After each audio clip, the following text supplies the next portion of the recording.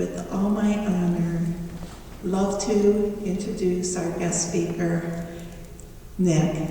He will tell his story, and as Father Dan said in his sermon, every day we seek to get closer to Jesus, and he has a pretty amazing story. Thank you. Good morning, everyone.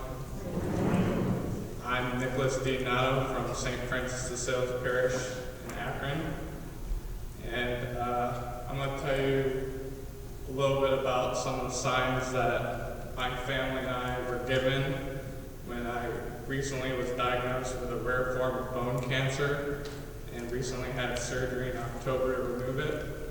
So, I guess to start the story, before we knew the extent of my bone cancer or anything, we go to St. Francis and Father Blind's the priest there, and I'm a Eucharistic minister there. So before any of this happened, he had the chalice of Padre Pio, and for some reason we never knew why, but he hadn't held it and said a prayer over me before any of this happened. And then we later found out when we came here that this is where the chalice is held, and we came here for a reason.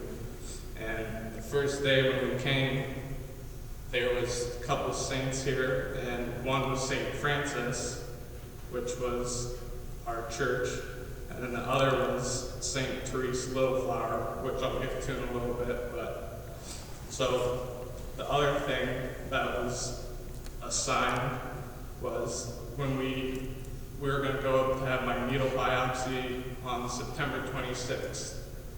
And the 26th is my grandma's birthday on my mom's side and my great-grandma's birthday on my dad's side. So we later found out, too, when we were looking in the little booklet that Padre Pio was buried on September 26th as well. But anyways, we went to Mass that day in the morning before we went up for my biopsy, and the priest talked about Saints Cosmos and Damian, who were two saints back in the day, and back in 300, and what they did was, their miracle was they took someone who had a lacerated leg, and they cut it off, and they took a cadaver leg and cut it off and put it and sewed it on his leg, and he was healed and he could walk and he was perfectly fine.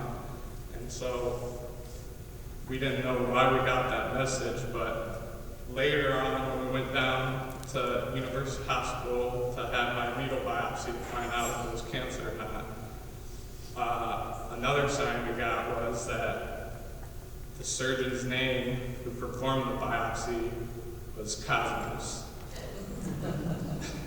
which it was spelled differently, but it was pronounced the same exact way. And we took that as a sign. We still didn't know why, because we didn't know exactly that it was bone cancer yet, but later on down the road, we found out, and that was a sign, because we had three choices. We could either have the leg amputated, or we could take and cut the bottom half of the femur off and put a metal rod in place, or we could take it and cut the bad part out and put a cadaver bone and put it in place of what was there. So since we heard the story of Damian Cosmos and taking the cadaver, we went with that option. And it was special to know that there was a plan for me. And then later on, there was a story, a lady in our church named Therese. She was, on October 1st, the feast day of St. Therese Littleflower, went over to our church to say a prayer to St. Therese on her feast day, and she didn't know who to offer it to, and she didn't know that I had bone cancer, and supposedly all of a sudden I came to mind. She said a prayer for me, and later on, during the prayer, she asked that she would receive a rose by the end of the day to make sure that I was all right. And so she went on through the rest of her day, and when she got to her car at the end of the day, she put the key in the ignition to turn it on, and she looked out the windshield, and there was a white rose tucked underneath her windshield wiper. And she asked around, she didn't know who put it there or anything. That was just a sign. And then also a sign back on the first day when we, St. Therese was the one, the little flower was the one when we were here the first day as well. But then on the needle biopsy day, going back to that, when we came home, we have a flower, or like a little tree, a hibiscus tree, that we put out too early at the beginning of the year, and it never bloomed all of the year. And on the day when we came home with the needle biopsy, there was one pink blossom, and it was meant to show that I was going to be all right. And then when we found out I had cancer, I had to undergo further testing to see if it spread at all. And on that day, my dad had his earpiece in doing some work to try and catch up because he took some time off to be with me, and he lost his earpiece. And for some reason, he was searching through his bag trying to find it. And little did he know it was at the front desk because someone turned it in. But he found Padre Pio medal in his bag that has been there for a couple years, and he just happened to stumble upon it. And we just thought it was another sign that everything was going to be okay. And then the last sign was when I was in the hospital after surgery. I had chest pain real bad about the second day after surgery. And since my family has a history of blood clots, I thought maybe it's a blood clot, but I wasn't sure. But before leading up to the surgery, I found a prayer chaplet to St. Michael on my iPod, or iPad, and I was praying that up to my surgery.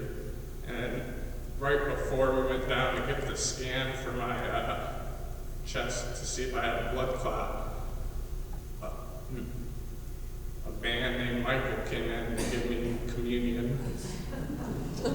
And all of a sudden, the pain went away about 15 minutes later. So, all these things are signs that I was going to be okay.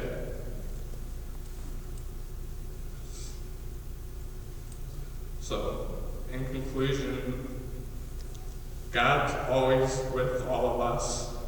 You just have to pray and He'll open your eyes. And just like the Footsteps poem says, you ask where He is, but in the times where you need Him, He's carrying you. Thank you very much.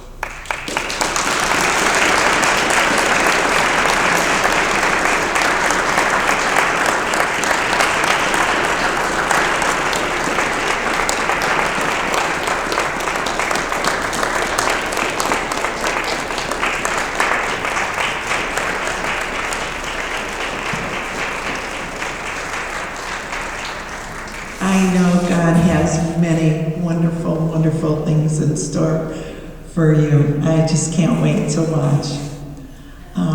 Also, the day of his surgery, and I don't know if he really knows this, I did not know when he was having surgery, and that was the day that I drove 500 miles to meet Padre Pio's third cousin, Father Pio, who will be coming to one of our prayer meetings in the spring.